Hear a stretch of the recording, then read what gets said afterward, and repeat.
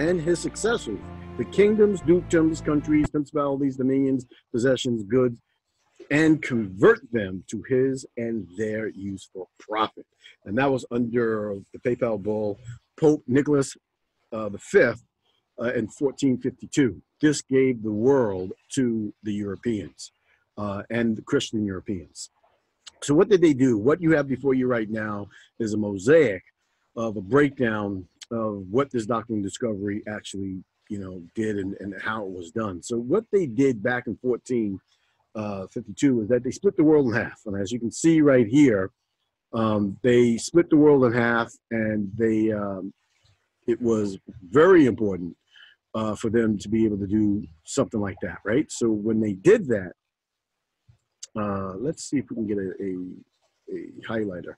So here, right here, what they did that, let's get a bright highlighter. So right here, you can see that they split the world in half, right? And one side was of the East, the other side was the West. Now, back then, this is the West was supposed to be all the New World, so they were supposed to know that actually existed. But they did know it existed, and they have an understanding that the old world, or the New World, what they call it, was actually really here. So in this map that you're seeing right here, you have the Treaty of Tordesillas, Spanish jurisdiction, Treaty of St. Cognas, Portuguese jurisdiction. So in the beginning, what they did, they gave all of this area right here to the Portuguese. What is all this area? Africa, Asia, the Middle East, and including the islands over here, Polynesian islands, and this whole entire area, right? That's what they did.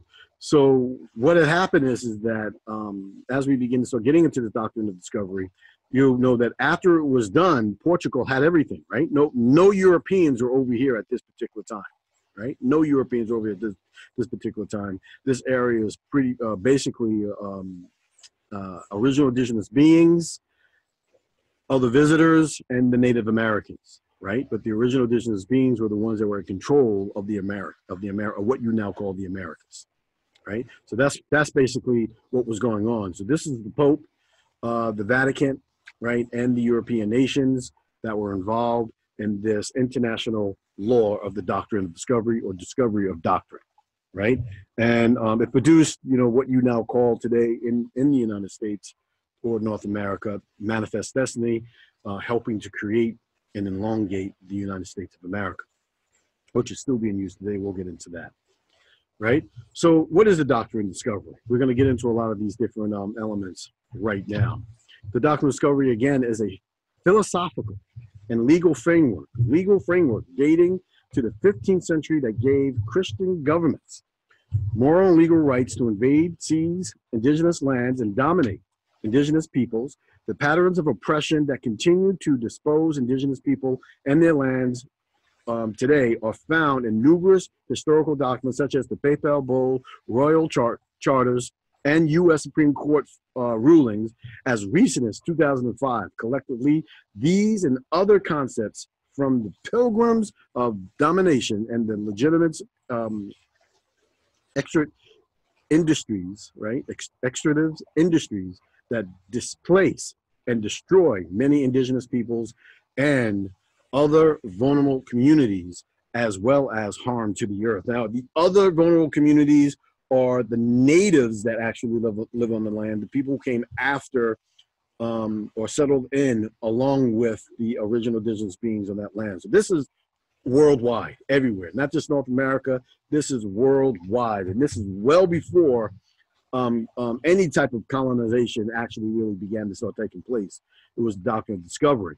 And this can be seen as a power of principality based on the following ideas that grew out of Christendom, right? So the Christian church, they took those principles and they wielded them into this. So we need to know about the theology of the entitlement, right? So giving out three main scriptural contexts on the grid of the Doctrine of Discovery. These great commissions go therefore to make disciples of all nations. That is a main Christian format. So, anyone who's of the church knows that, they're supposed to go out and do whatever and convert people, right? No matter where they are. And that's what they based the underlining of Doctrine of Discovery all about.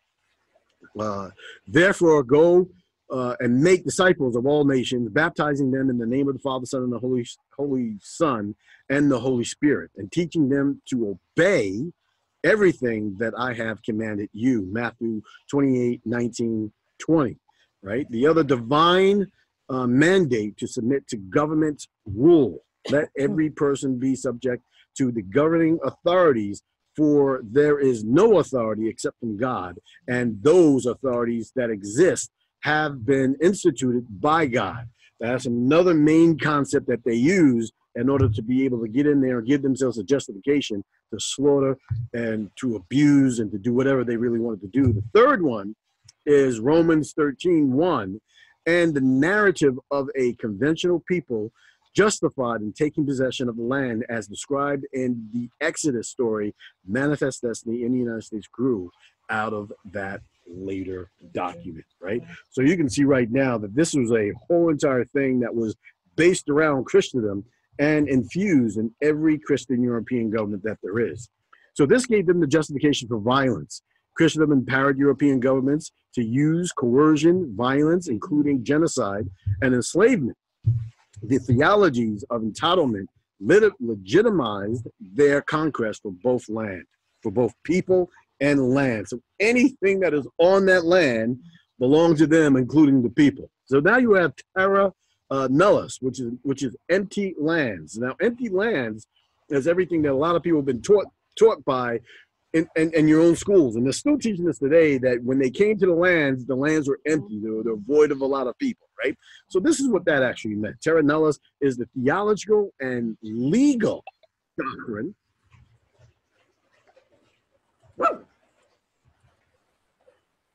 legal doctrine. I don't know how you can get into that.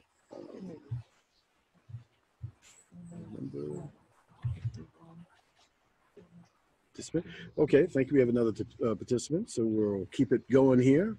And thank you again for joining us with the other ones. We're in the process of Doctrine of Discovery. We are recording this, and we will be putting this back out again.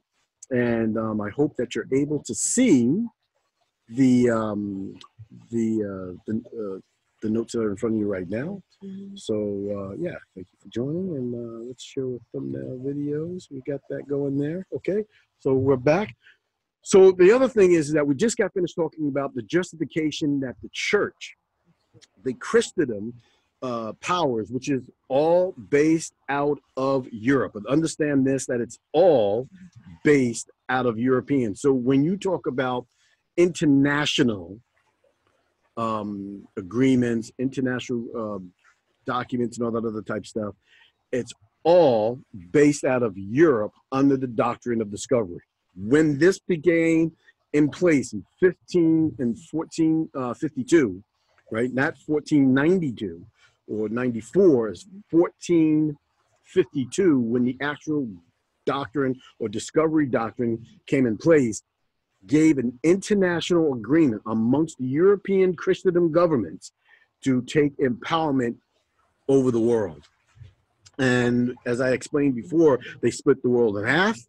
One was the West, one was the East. And I'll go back to that. I just want to show you that real quick. Let me just show you that real quick. So this is what I was telling you about. They split the world in half. One was the East. That's Africa, all of Europe, Asia, Australia, the Indonesian islands, all of those things over there, right? And that's what they gave to Portugal. And then the other side again, they gave to the Spaniards. But the Spaniards was not in the game until Christopher Columbus came around in 1492, right? And then again, all of this, as you're beginning to see, was not anything about going out and discovering new lands in the way that they taught you.